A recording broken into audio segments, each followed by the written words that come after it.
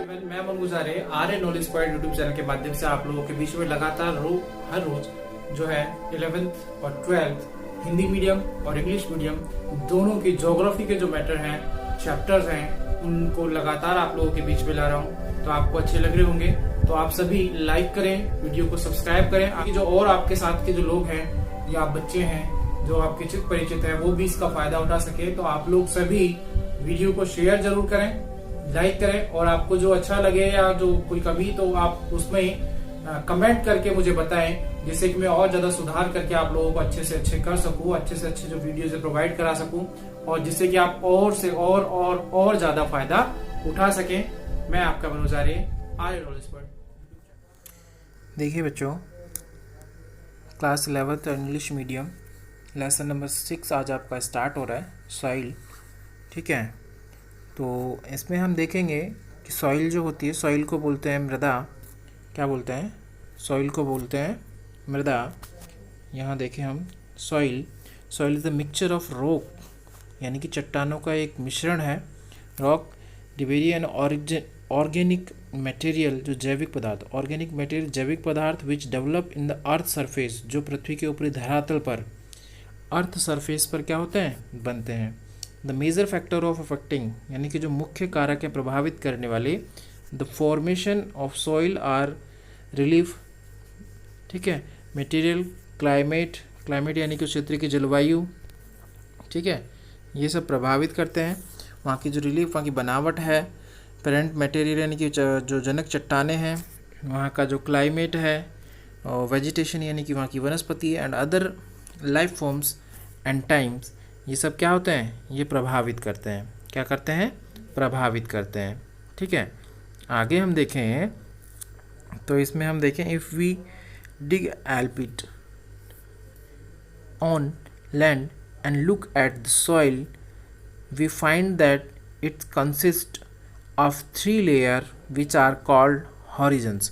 देखो, पृथ्वी का जो धरातल है, उस धरातल पर जो है 3 लेयर मिलती हैं। कितनी लेयर मिलती हैं? उसे 3 भागों में बांटा गया है, 3 लेयर्स में डिवाइड किया गया है। उन्हें हॉरिजन कहते हैं। हम क्या कहते हैं?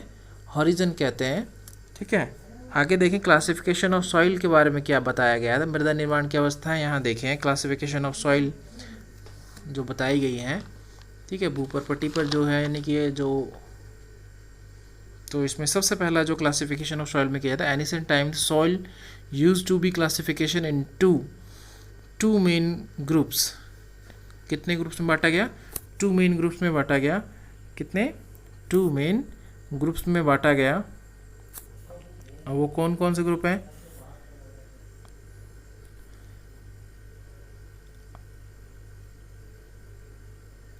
ऊसर भूमि और अनऊसर भूमि जिसे कहा जाता है। ठीक है, 2 भागों में इसे बांटा गया है। ठीक है, तो इसमें हम देखें, Indian soil on the basis of other natural and characters as per and unit states, United States and Department and Agriculture of Soil Taxonomy की बात करते हैं। यहाँ पे सॉइल टैक्सोनॉमी की बात करते हैं। क्लासिफिकेशन जो है, यहाँ का जो एग्रीकल्चर डिपार्टमेंट है, उसने इसका सॉइल का विभाजन किया गया है। तो विभाजन किस आधार पर किया है वो यहाँ देखेंगे हम। On the basis of genesis, color composition and location, the soil of Indian have been classified in। मुख्य भागों में अब देखो कौन कौन से भागों में बांटा गया, कलर के आधार पर, रंगों के आधार पर। ठीक है, तो रंगों के आधार पर आप देखें, यहाँ पर सबसे पहले जो है अलाइवियल सॉइल बांटी है। कौन सी सॉइल बांटी है? अलाइवियल सॉइल को बांटा गया है। किसको बांटा गया है?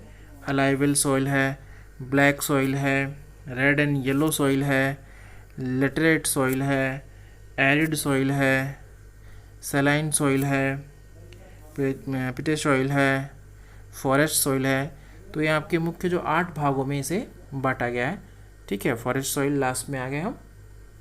ठीक है, तो ये 8 जो है मेन जो पार्ट्स हैं, जो यानी कि टाइप्स हैं सॉइल के, जो इंडिया में बांटे गए हैं। तो इनको हम देखें। ठीक है, आगे हम देखें तो इसमें सबसे पहले जो फर्स्ट सॉइल आती है, उसका नाम है अलाइवियल सॉइल। अलाइवियल सॉइल बेटा इसे हिंदी में बोलते हैं जलोढ़ मृदा। क्या बोलते हैं इसे बोलते हैं जलोढ़ मृदा। जलोढ़ मृदा जो होती है, जल के द्वारा बहा कर लाई जाती है, और ये उत्तर भारत में जो है सबसे ज़्यादा जो नॉर्थन जो प्लेन है उसमें देखिए alluvial soil are widespread in the northern plain, उत्तर का मैदान, द रिवर वैलीज, और उत्तर के मैदान में जो रिवर नदी घाटियाँ हैं उनमें the soil cover about 40% of the total area of the country, यानी 40% जो एरिया है पूरे इंडिया का उसे कवर करती है। They are deposits soils transported and deposit by river and stream, ठीक है, in the upper and middle Ganga plain, ऊपरी और मध्य गंगा मैदान, two different type of alluvial soil have been developed. यहाँ विभिन्न प्रकार की जो सॉइल है ये निर्मित होती हैं और इसमें अलाइवल सॉइल में जो आगे हम कल पढ़ेंगे। Good morning student, 11th arts English medium lesson 6 हमारा चल रहा था सॉइल के बारे में। सॉइल जिसमें हम बीच में हमने अलाइवल सॉइल पढ़ रहे थे, उसका थोड़ा सा पैरा यहाँ बच रहा है। उसमें देखें खादर और बांगर, मैंने कहा था लास्ट में जो है 2 भागों में बांट दिया जाता है, 2 पार्ट्स में डिवाइड हो जाती है जो है अलाइवल सॉइल, इसे खादर और बांगर कहते हैं। Khadar is a new alluvial soil in deposit by flood annually, यानी कि लगातार बाढ़ के कारण जो है प्रतिवर्ष जो जमा होती है एनुअली, उसे हम खादर बोलते हैं, नवीन जलोढ़। Bangar is the older alluvial deposit away from flood plains. Alluvial soil are intensively cultivated, ये उपजाऊ होती है, ठीक है। ब्लैक सॉइल की बात करें, काली मृदा, black soil cover most of the Deccan प्लेटू वाला जो दक्कन का पठार वाला क्षेत्र है उसमें ब्लैक सॉइल मिलती है, which include part of Maharashtra, Madhya Pradesh, Gujarat, Andhra Pradesh, some parts of Tamil Nadu. These soils are also known as the regur soil, और द ब्लैक कॉटन सॉइल भी इसे बोलते हैं। The black soils are generally impermeable so during the dry season, यहाँ पे अपने आप सोख लेती है जल को, और सोखने के बाद चिकनी और गाद बन जाती है और पानी को लंबे समय तक सोखे रखती है अपने अंदर। दिस सॉइल से डेवलप वाइड क्रैक, और सूखने के बाद जो इसमें फिर क्रैक आ जाते हैं। The black soils retain the moisture for a very long time, यानी कि लंबे समय तक अपने अंदर आर्द्रता को या पानी को सोखे रखती है। Which help of the crops, ठीक है, ये उपजाऊ help of the crops especially the rain fed ones to sustain even during the dry season. Dry season में इसमें पानी की मात्रा बने थे तो पानी की ये नमी बनाए रखती है, आर्द्रता बनाए रखती है।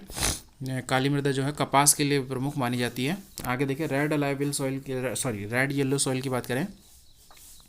Red yellow soil develop in crystalline igneous rocks, आग्नेय चट्टानों से, इग्निस रॉक आग्नेय चट्टानों से, in area of low rainfall. 5वें चैप्टर में हमने रॉक्स पढ़ी थी इग्निस, ठीक है।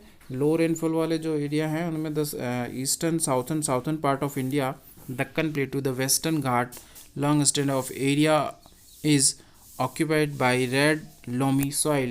Yellow and red soil are also found in parts of Odisha and Chhattisgarh and in the southern part of the middle Ganga plain. The soil development reduce, यहाँ देखें हम इसमें आगे red soil पर reduce color due to the wide deficiency of iron. Iron के कारण जो इस मृदा का रंग है वो कैसा होता है, लाल हो जाता है।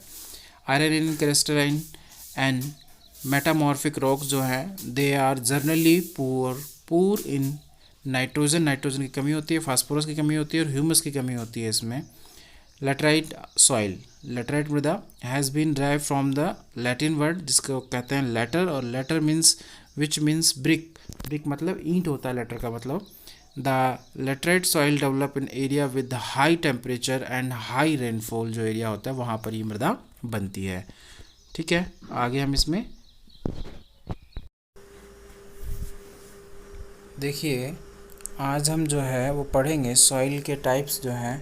ये 2 तारीख हो गई है आज, और हम लास्ट जो हम पढ़ रहे थे तो उसमें लेटराइट सॉइल पढ़ रहे थे। कौन सी सॉइल पढ़ रहे थे, laterite soil.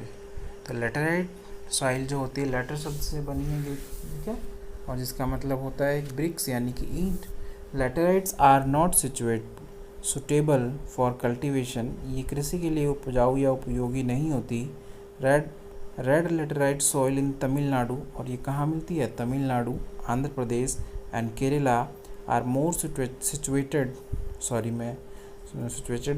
Suitable for tree crops like कास्ट वन, खजूर वगैरह के जो पेड़ हैं, laterite soil are widely cut as bricks for use house construction, इसकी ईंटें बनाई जाती हैं, ठीक है। आगे देखिए इसमें एरिड सॉइल आता है। Arid soil range from red to brown in colour, they are generally sandy in structure and saline in nature.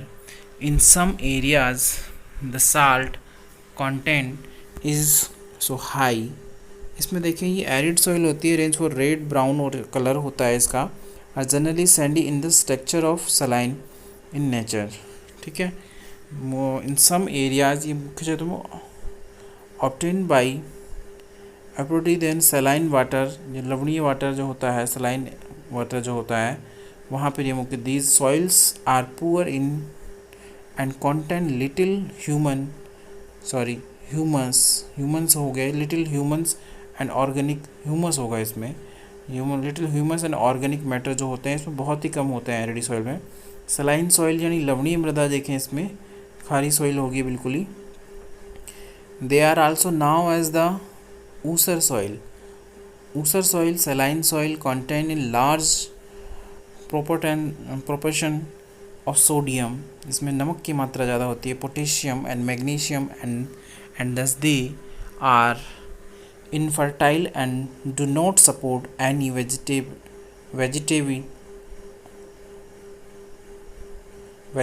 growth, ठीक है।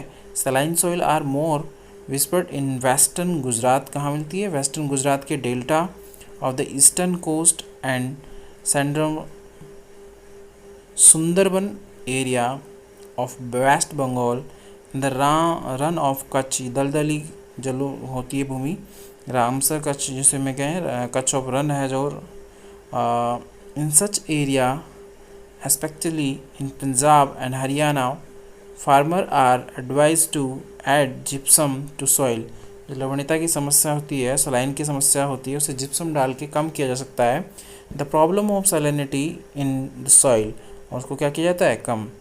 पेटी सॉइल्स में देखें, they are found in the area of heavy rainfall वाले जो area होते हैं, ठीक है। हाई ह्यूमिडिटी होती है, यहाँ पर आर्द्रता अधिक होती है। Where there is a good growth of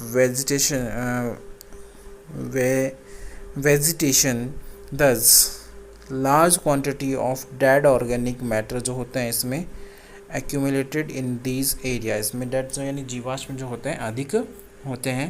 इस चैप्टर को और आगे हम जो है सॉइल्स के टाइप जो हैं उन्हें हम कल देखेंगे।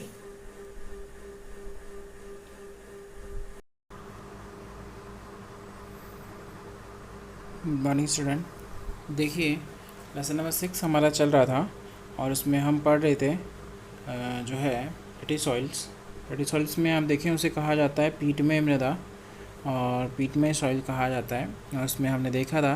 तो आगे देखें, and this give a rich humus, इसमें ह्यूमस की मात्रा होती है, humus and organic content to the soil.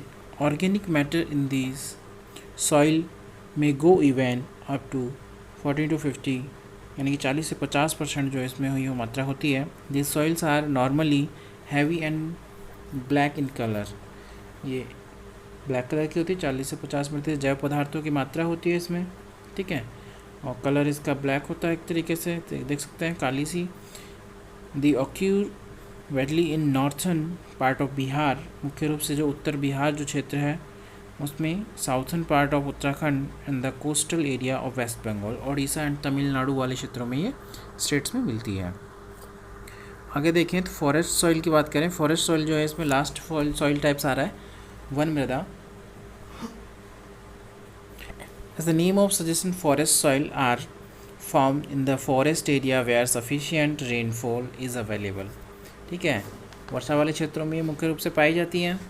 The soil varies structure and texture depending on the mountain environment where they are formed in the snow bound area, ठीक है। मृदा अनाच्छादन होता रहता है यहाँ पर, जो माउंटेन एनवायरनमेंट जो होता है यहाँ पर और उस वाले क्षेत्र में ये बनती है। द स्नो माउंटेन क्षेत्र में भी और अदर जहाँ पर जो फॉरेस्ट पाए जाते हैं वहाँ पर ये बनती है। Snow bound the area of the Himalaya, main जो Himalayan experience Danube and are the acidic with low human content. The soil found in the lower valley are fertile. जो लोअर वैली होती है, निचली घाटी जो क्षेत्र होते हैं उनमें मिलती है, फर्टाइल होती है, उपजाऊ होती है, हुमस वाली होती है। ठीक है, अगला जो आता है इसमें वो आता है topic soil degradation. Soil degradation का मतलब, डिग्रेडेशन का मतलब क्या होता है? मृदा अवकर्षण बोलते हैं इसे। In the broad sense of soil degradation can be defined as decline in soil fertility when the nutrition status decline and depth of the soil goes down to the erosion and misuse। ठीक है, इसमें उर्वरता की कमी होती है और उर्वरता का ह्रास जो होता है उसे हम कहते हैं सॉइल डिग्रेडेशन। इसमें मृदा का अवकर्षण जिसे हम कहते हैं, इसमें पोषण स्तर गिर जाता है।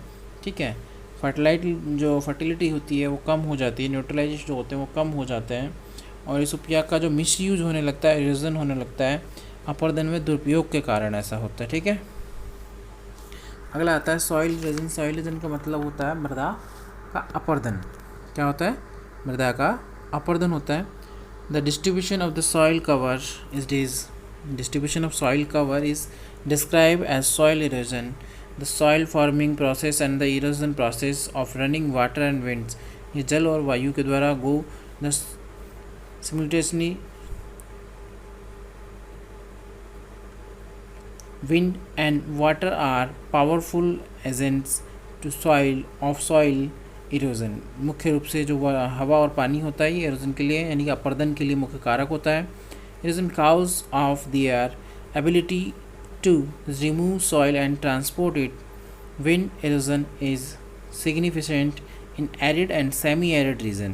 ठीक है, ये मुख्य रूप से arid and semi arid region जो होते हैं, मुख्य से जहाँ वर्षा ज़्यादा होती है और उन क्षेत्रों में आप देखने को आपको मिलता है। इसे मृदा अपर्दन दो प्रकार से होता है, जिसमें एरिड एंड सेमी एरिड। परत अपर्दन, अब नलिका अपर्दन आगे इसमें देखेंगे, कल देखेंगे बच्चों से।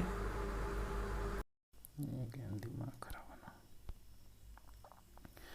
Water erosion which of the more serious and occurs extensively in different part of India take place mainly of the form और sheet and gully erosion.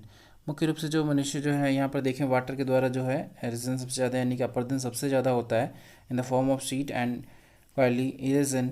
Erosion with a large number of deep gully and ravine and called badland topography. Badland बीहड़ भूमि कहा जाता है इसे, जब इनसे कारण मृदा अपर्दन के कारण गहरे गड्ढे बन जाते हैं। Ravines are widespread in to the Chambal basin, और चंबल बेसिन में ये देखे जा सकते हैं। Beside this they are also found in Tamil Nadu and West Bengal में भी इस प्रकार की जो भूमि है देखने को मिलती है, बैडलैंड देखने को मिलती है।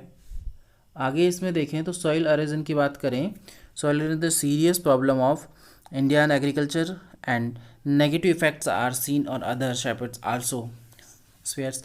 Also deforestation is the one of the major causes of soil erosion, यानी कि डिफॉरेस्टेशन जो है वो मेजर कारण रहा है सॉइल एरोजन का। सॉइल कंजर्वेशन की बात करें यानी कि मृदा संरक्षण की बात करें, the soil if soil erosion and extinction are caused and humans by controlling they can also prevalent by human। मुख्य रूप से आप देखें इसमें तो इसमें कह रहे हैं सॉइल एरोजन जो मुख्य रूप से जो है मृदा क्षय जो है वो मेनली जो है मानव द्वारा ही रोका जा सकता है। By controlling they also can prevalent और बाय ह्यूमंस, यानी कि मानवों द्वारा ही रोका जा सकता है। ठीक है, और इसमें करना क्या है? Conservation, soil conservation is the methodology of maintain soil fertility. इसमें जो संतुलन बिगड़ा है, फर्टिलाइट जो है उस उपजाऊपन है वो जो बिगड़ा है, fertility prevents erosion and exogen and improve the degrading condition of the soil. जो मृदा की जो अवस्था बिगड़ी है पर्याप्त उसको वापस से सुधारना है, उर्वरकता को बढ़ाना है। और आप इसमें देखिए ओवर ग्रेजिंग इसके कारण हुआ क्या? ये ओवर ग्रेजिंग के कारण शिफ्टिंग कल्टीवेशन, ओवर ग्रेजिंग यानी कि पशुचारण अधिकरण के कारण, शिफ्टिंग यानी कि स्थानांतरण कृषि करने के कारण part of India have affected the natural cover of land and give rise an extensive halogen. और मुख्य क्षेत्रों में ये सुधार देखा जा सकता है। It should be regulated and controlled by. मृदा अपर्दन मुख्य रूप से जो पद्धति को बढ़ावा दे रहा है, कंट्रोल बाय यहाँ पर देखें educating village about the consequence control boundary control terracing ध्यान रखा जाए, regulated forestry control grazing, cover cropping किया जाए, मिक्स फार्मिंग की जाए and crop rotation are some of the remedial measure is the often adopted to reduce soil erosion, जिससे मृदा अपरदन की समस्या को वापस समाप्त किया जा सकता है, सीढ़ीदार खेत बना करके, ठीक है, एटसेट्रा एटसेट्रा, वन लगा करके। सेंट्रल एरिड जोन जो है मुख्य जो जिसे शुष्क मरु अनुसंधान केंद्र जिसे कहते हैं, central arid zone research centre जो है ये बनाया गया है आपके काजरी जो स्थान है वहाँ पर बनाया गया है, ठीक है, राजस्थान में है ये, राजस्थान के जोधपुर में।